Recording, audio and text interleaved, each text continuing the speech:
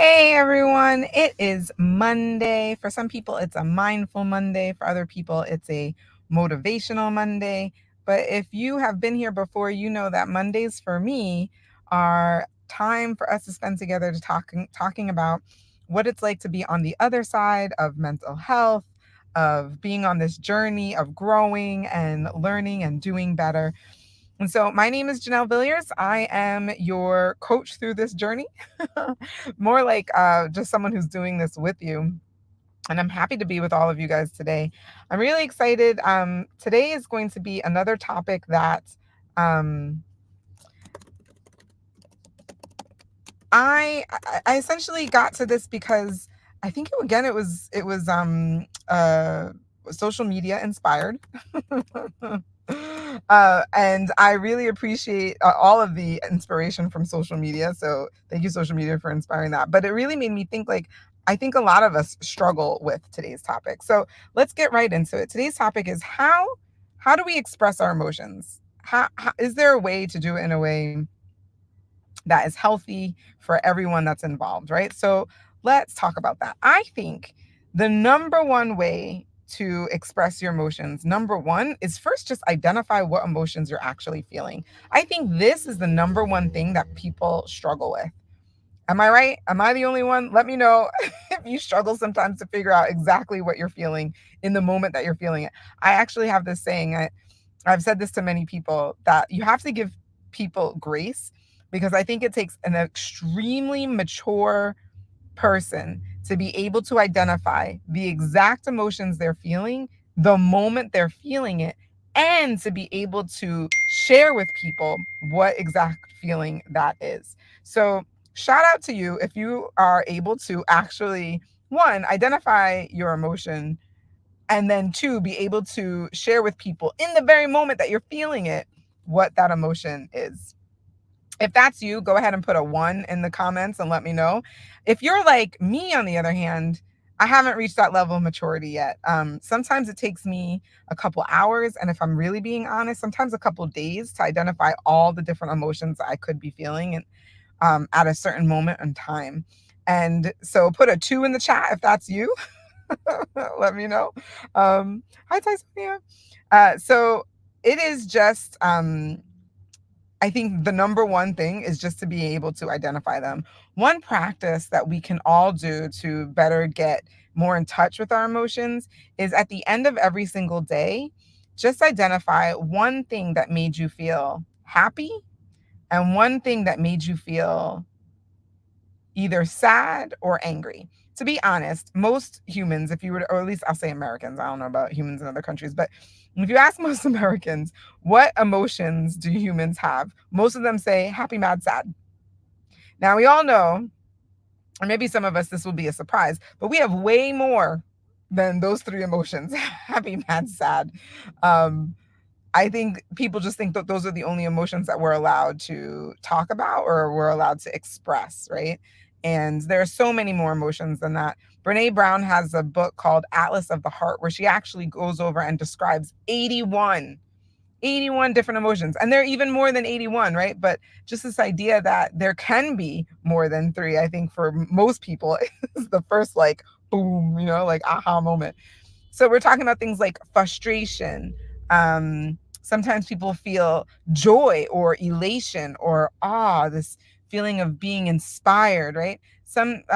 There are more positive emotions and more negative emotions, more neutral emotions. I really like the word content. To me, that feels very neutral, but sometimes you're just content, right? You're neither angry, you're neither happy, like overjoyed or anything like that. You're just content, right? I love that word. Um, Anguish is another word that I love, or another emotion, a word to describe an emotion that we have. Anguish is so much more than sad. It's so much more than grief. It's so much more like anguish, right? There's a pain associated with that is way beyond just sad, right? So there are so many different emotions out there. And so I think the number one thing is, honestly, we could spend an entire episode just talking about how do you identify your emotions. And for some people, It's easier to identify them and then write them down. I know I did this recently. I had an experience where I felt very overwhelmed. And the reason why I felt overwhelmed is because I felt more than one emotion at a time. So I want to give all of you permission to say that it is okay to have more than one emotion at a time. You don't need to only do it one at a time.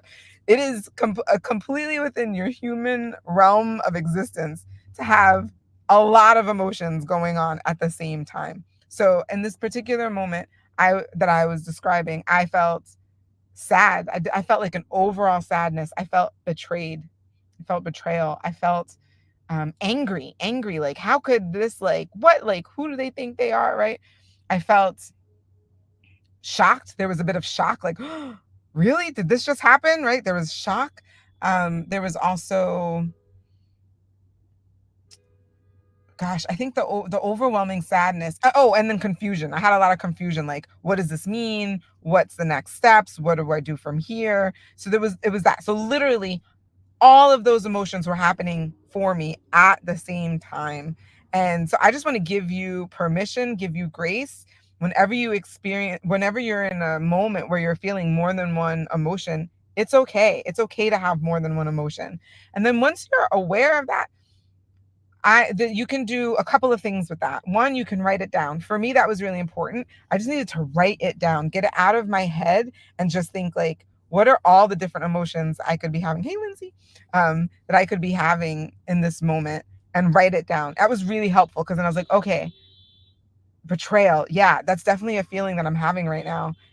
And like, I've written it down. So I know I can like, okay, what else am I feeling? It allowed me to open up and think, what else am I feeling that I haven't really been able to put a finger on yet, right? That's really, really helpful to me anyway, was to write it down. For other people, it could be sharing with other people. And this could be a third party individual, someone who has nothing to do with the scenario or the environment that's causing you to feel this way. I love that. I love finding someone completely neutral to the situation and just saying, hey, can I have your ear for a second? I'd love to tell you that, like, some feelings that I'm having. I'm feeling all of these all at once, right? And that's really helpful. A therapist is great for that. I think everybody should have therapy, and that is definitely somebody that you can share your emotions with. Sometimes it's your significant other, sometimes your significant other is the reason you're having some of the emotions that you're currently feeling, right? And that's okay too. And so I think that writing it down is really helpful, especially if you want to figure out all the different emotions first before you go and share with someone what you're actually feeling. So if anyone has ever felt more than one emotion at a time, please go ahead and put a me in the chat so I know it's not just me. Let me know. I'd love to hear it. And so just in thinking about figuring out what emotions you have, right? So identifying your emotions is number one in order to express them. Then when you actually share your emotions with someone else, let's say that someone else is even participating in the scenario or the environment that's causing you to feel certain emotions, I would say start with I statements. I feel this way. I am feeling this way now. And if they, hopefully they would ask, oh, that's so interesting. Why are you feeling that way? I'm glad you asked. Here's why. Sometimes people don't ask, they just listen to you share how you're feeling and they have a reaction. The reaction could be something that's helpful, it may not be. But what I would stick to is you can say XYZ happened, just as a fact, and I felt this way. Maybe it has nothing to do with that person, right? It's like, even though you did this thing or you said this thing, I recognize that how I'm feeling actually has nothing to do with you. I'm thinking about it now and I realize, oh my gosh, this has something to do with what happened to me when I was a kid, or what happened to me when I was growing up, or with a family member, or my parents or something. And I can see now that this emotion is coming up in me, but honestly has nothing to do with you. And I'm trying to navigate through that to, like, regulate myself to get to a place where, like, I feel more at ease, right? So if that feels like something that is doable, let me know in the comments. If you feel like, oh yeah, I could totally do that, let me know. That'd be really helpful. But it's all about starting with the I comments. You don't want to you pointing fingers, because remember, when you point a finger at someone, there are 3 other fingers pointing back at you, right? So you don't want to point fingers at people and say you did this, you did that. Like it's not about you made me feel and you no. I I felt I feel this way, and if there's like a moment where you can share how you got to this feeling, you just share what happened. This is what happened. The person may have said something. You said this. It may not be what you intended. However, I now feel this. Right? And like try to talk it out that way. I think when people feel like they're being threatened or accused of something that they didn't mean to do, that's when people start to get defensive and the conversation, I think, breaks down. But if you can try to remain as calm as you can, to again relate to this is how I feel. I'm not saying that you feel this way or anything. I'm just saying this is how I feel right now. And this is what happened. And then try to sift through that. Am I okay with feeling this way? I'd actually not like to feel this way. Can we do something together so that way I can feel something different? I think it's really important to recognize the difference between how you're feeling, and it may have nothing really to do with the scenario or the situation. And maybe it does. Maybe you're feeling disrespected. This person said XYZ. I feel disrespected. And then maybe it creates a conversation. Well, why do you feel disrespected? I didn't mean it and to say something that disrespected you. So what about this feels disrespectful, right? It can open up a conversation, and hopefully the two of you can do that. Now I recognize some people don't care. Like the minute they hear how somebody else feels, they're put off and they don't want to hear about it. Maybe ask someone first, is now a good time to have a conversation about feelings and the way I've been feeling, because maybe they need some time. Maybe they need to be in a good headspace. You don't want to catch someone who's like running out the door. They've got like a bunch of things on their to-do list. And then all of a sudden you're trying to talk about your feelings, but now they're frustrated because they don't have the time to acknowledge what's going on in the space and place. Right. So I think asking people is now a good time for us to talk about this. I think that would be really helpful. So being honest and direct is helpful. Again, use the I statements. And then I would say also, you want to make sure that you're listening in return. So whatever somebody says on the other side of it, you want to make sure that you actually hear what they have to say. Don't just you share, I feel this way, this happened, I feel this, but you don't actually listen to what they're saying in return. And what real listening means is not listening to respond, right? So you're not listening so that way you can respond to them immediately. You're listening to really understand. It's a listen for understanding, not a listen to agree or not to agree. That's not what this is. This is a listening for oh, okay, I can understand how you got to that place, or I can understand how you got to that frame of mind. That's what creates a real conversation around it. And so people don't necessarily feel like they're being challenged or threatened in some sort of way that will have them maybe act defensive, because then that will just break down the conversation. So these are just some tips to help you guys when you are ready to express your emotions. Number one, you have to identify them.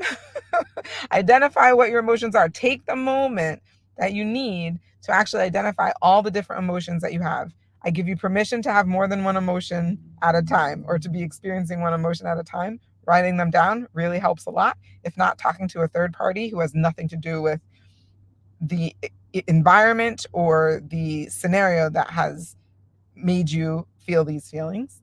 Secondarily, when you are ready to express them, especially expressing them with somebody who is involved with the environment or the scenario, please be sure to use I statements and be direct and honest with what your feelings are. And then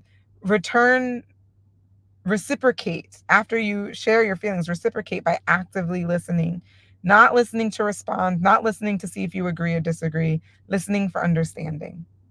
I hope that helps somebody out there. Let me know in the comments if it helped you. Certainly share this. Please subscribe. If you're watching this on YouTube, subscribe, like, ring the notification bell. And big thing would be helpful for me is share. Share this with someone right away if you found this valuable. I really appreciate it. Everyone, have a great rest of your day. Take care.